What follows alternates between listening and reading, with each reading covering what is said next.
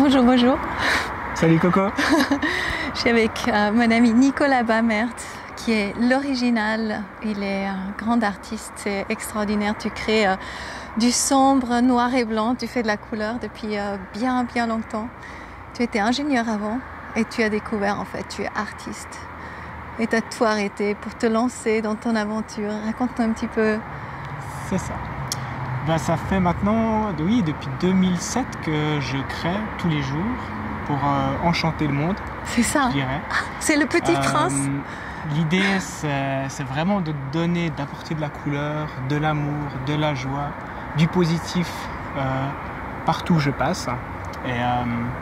Il fait par exemple des tunnels qui étaient sombres avant, les gens, ils n'avaient pas envie de passer. Du coup, ils reçoivent ta couleur et tu fais... Non mais c'est magnifique. L'idée, c'est vraiment changer l'atmosphère, changer l'énergie de l'espace pour donner vraiment une nouvelle sensation de plus d'extase, de dire waouh, on se sent bien. Ça, c'est vraiment, je pense, ce que je cherche à transmettre, que ce soit sur des installations, que ce soit en sculpture. Tu réussis bien. Hein. À travers des tableaux. Et c'est très grand des fois.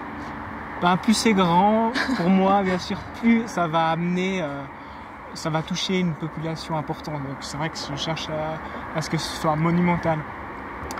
Carrément monumental. Partager vraiment pour le plus de personnes.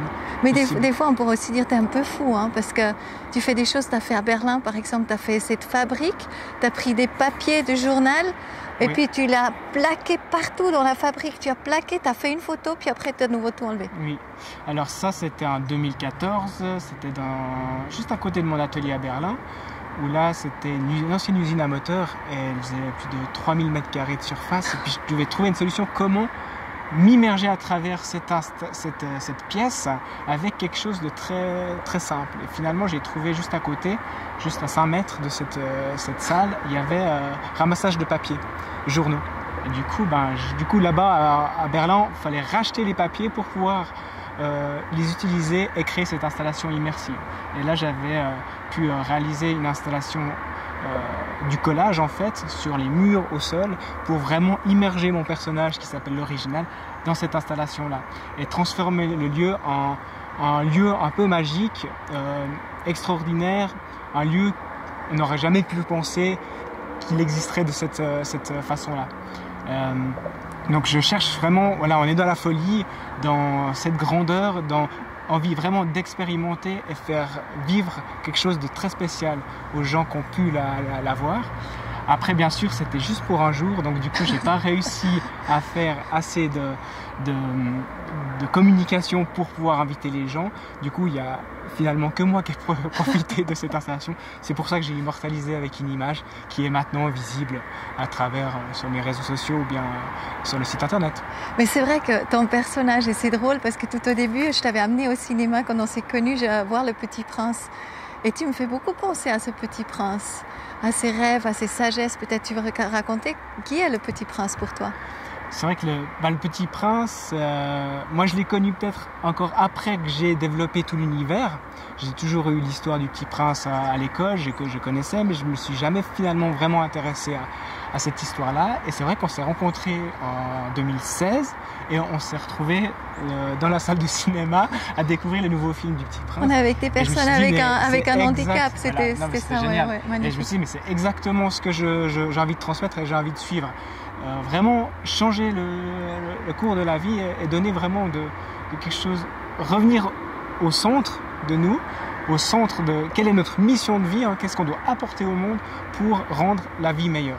Et le Petit Prince, c'est ça, c'est vraiment réveiller les gens d'une certaine manière. Et ouvrir à la magie aussi. Ouvrir à la magie, ouais. Et c'est vrai que ce film, par exemple, correspond exactement à l'univers original. C'est vrai, on a un départ qui est très morose, noir-blanc. On a toutes ces maisons carrées qui sont alignées. Et puis, tout d'un coup, il y a une petite maison qui est à côté, qui est complètement transformée. Et puis, voilà, là, on se retrouve au jardin original. Incroyable! Il est même sur Google, c'est marqué l'original Flash Garden. Flash Garden. Et c'est un peu ça, c'est Et pour l'histoire de ce jardin qui est aussi, je trouve, génial, c'est qu'avant qu'on soit propriétaire de ce jardin, tout au bout de la rue, il y a le petit lapin de Alice au Pays des Merveilles, qui indique une direction. Mais ce dessin-là, c'est un graffiti, ouais, qui est justement, qui existait déjà là. Il était déjà là avant qu'il y ait ce jardin. C'est ça qui est je trouve assez drôle. Et je me dis, mais dans ce jardin-là, j'ai envie de créer ça, ce jardin un peu paradisiaque, où les gens seront amenés à découvrir des choses, à partager, et puis se plonger dans un monde merveilleux, quoi. Ah, bien réussi en tout cas. Bravo. Et depuis le début que je te connais aussi, je visualise pour toi et avec toi, tu travailles aussi avec ta chérie Julie. Donc vous faites tout ensemble. Donc elle, je la prendrai une fois dans une autre interview parce qu'elle, c'est une femme extraordinaire aussi et qui a beaucoup de choses à partager. Mais où en est ce jardin justement? Parce que j'ai trouvé ça, Niki Saint-Phal, elle a fait un jardin magique et puis c'est une grande inspiration pour toi. Oui. Et est-ce que tu rêves toujours de ce jardin où les gens peuvent venir et justement découvrir un monde complètement fantastique à l'original? Oui, alors c'est vrai que je dirais c'est cette mission de vie en fait. C'est créer quelque chose. Mais pas ici? Je sais pas. Peut-être ça va être ici, peut-être ça va être ailleurs, peut-être ça va être à l'étranger. Parce que je le vois grand. Alors ici, il faut que ce soit grand, je pense, oui, tout à fait. Et puis après, voir toutes ces possibilités qu'il y a à faire. Donc pour l'instant, il y a beaucoup de réflexions. Comment créer un jardin extraordinaire où on verra. Je vais suivre vraiment le cours de la vie. Et puis, pour l'instant, il y a ce terrain à Montreux, que je trouve juste magique, magnifique. Ouais, c'est magnifique, il y a la vue là. Maintenant, il y a toute une préparation. Est-ce que ce sera bien ici ou ce sera ailleurs? Tout ça, c'est la vie je vais me laisser guider. Pour l'instant, ici, l'atmosphère est juste incroyable. Et il y a une forte possibilité que ça peut se réaliser ici. Ou ailleurs, je laisse la... Oui, vraiment, tu laisses ouvert. Je laisse ouvert. Comment on peut te soutenir si on sent vraiment qu'il y a quelque chose? Ou est-ce que tu as encore du temps? Parce que tu fais énormément de projets là, vous partez les deux en France pour aller... Qu'est-ce que vous faites là? On va décorer des cours d'école en fait avec des villageois. Donc c'est au nord de la France, à Béthune. Où là on va faire des projets participatifs. On va remplir 2 terrains de foot, mais version un peu plus petite. Donc sur Béthune, on va vraiment les décorer, faire vraiment une place, je dirais, place de jeu très, très colorée. Et ce sera 2 voire 3 semaines de création. Et c'est qui va vous aider? Et là, ce sera les villageois en fait, des cours d'école. D'accord. Et vous travaillez avec des peintures, là, avec des sprays? Tout au pinceau. Tout à l'acrylique. Donc tu leur donnes plein de pinceaux. Donc tu en as beaucoup de pinceaux. Oui, là il y a beaucoup. Ouais. Il y a beaucoup de litres de peinture finalement aussi pour pouvoir donner toutes ces couleurs. Et voilà, on a déjà eu fait au tout début de l'été. Là, c'était avec des écoles.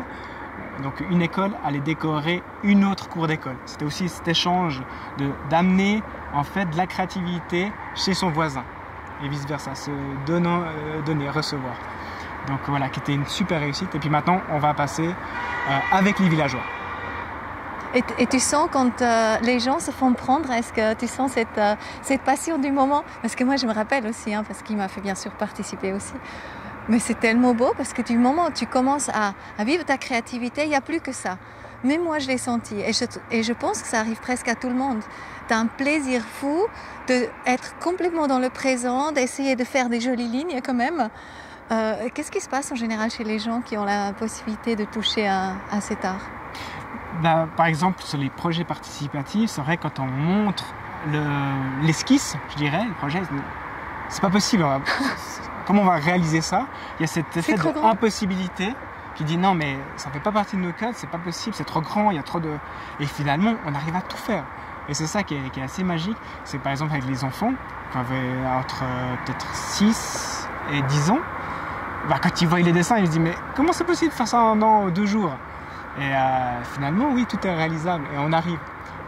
Faut qu'on soit bien ordonné et puis finalement, on arrive à tout faire. Et qu'est-ce qui se passe avec les gens quand ils justement touchent à cette créativité? Et après, il y a cette je dirais, euphorie, extase à la fin du projet, de dire waouh, on y est arrivé et c'est juste magnifique. On peut marcher dans notre création. On a donné vraiment notre patte à cette réalisation et il y a une satisfaction qui est personnelle, voilà. Je pense que chaque créateurs, là on s'appelle les créateurs du petit bonheur, ben, on voit la joie. Et ils n'ont plus envie de quitter ce terrain parce qu'ils ont envie vraiment de pouvoir y vivre, passer du temps, marcher sur les formes, les symboles, etc. Et on voit cette joie-là qu'ils transmettent. Et c'est un peu cet effet ping-pong de transmettre de plus en plus de joie à travers le monde par ces créations. En tout cas, je trouve que tu as déjà très très bien réussi. On va partout. Quand on s'aventure un peu dans la région lausannoise, comme ça, il y a des containers, il y a plein d'endroits où il y a la touche l'original. Je te félicite vraiment pour le travail déjà accompli et tout ce que vous allez créer ensemble avec Julie aussi.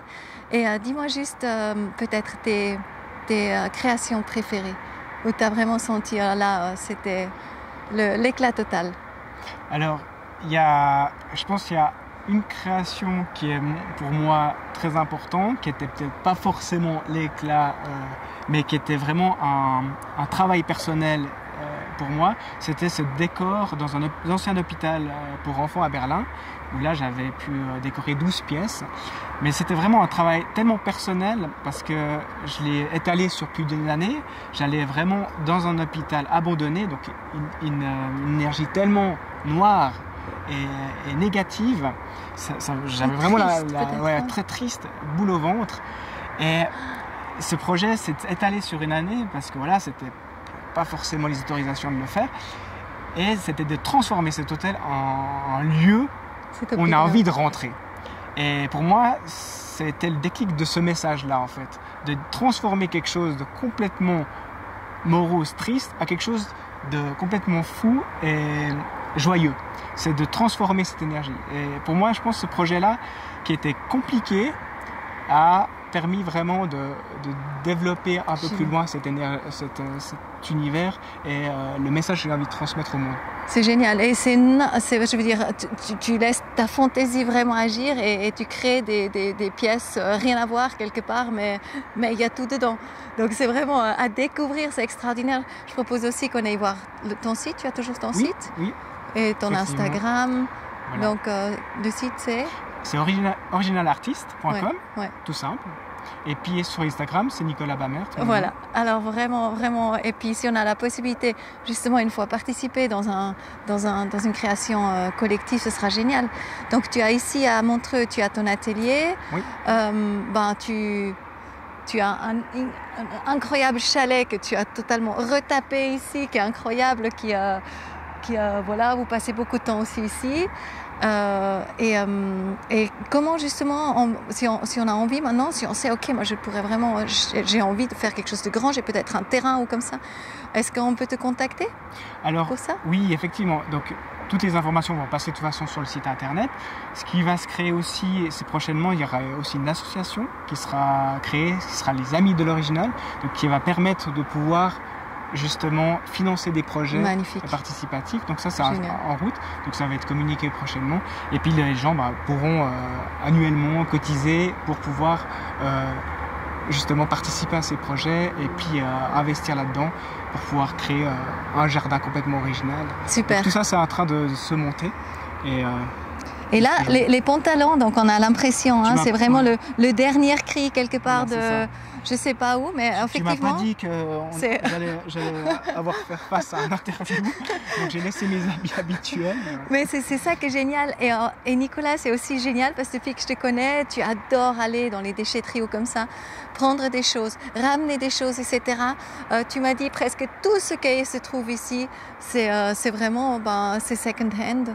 Donc tu sens aussi, tu peux vivre avec très très peu, avec ton art. Bon, bien sûr, les peintures et tout ça, c'est ton outil de travail, mais autrement, tu sens que tout est là en fait.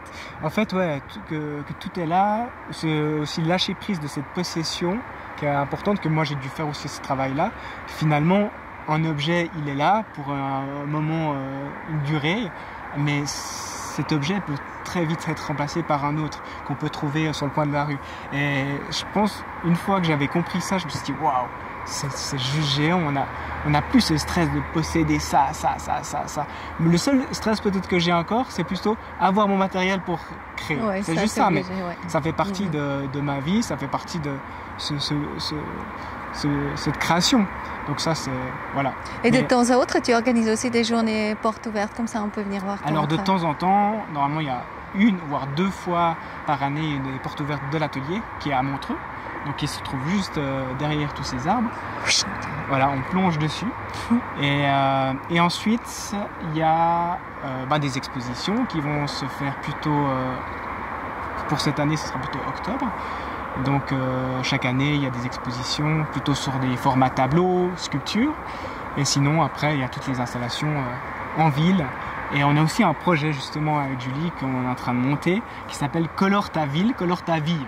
En fait, on a un van qui sera entièrement décoré. Puis l'idée, c'est d'aller rencontrer les villes, les villageois, pour pouvoir décorer leurs rues. Ça, c'est aussi un projet qui est en train de se monter. Et puis de sillonner un peu partout. Là, on commence avec la France, c'est génial. Alors pourquoi pas aller encore plus loin avec ce van-là. En tout cas, merci d'apporter toute cette magie au monde. Merci Nico. Merci à toi. À bientôt. Bye bye. Bye bye.